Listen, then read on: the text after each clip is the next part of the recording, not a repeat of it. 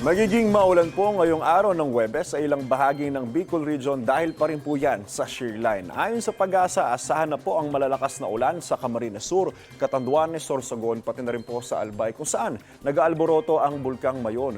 Ang malalakas na ulan ay maaaring magresulta po sa pagbaha o landslide at posible rin magkaroon ng lahar flow mula sa Mayon.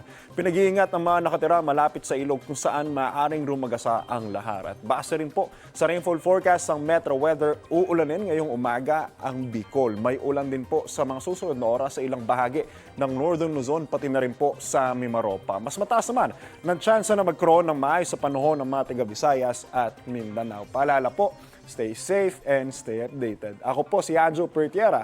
Know the weather before you go. Para Mark Safe lagi. Mga kapuso.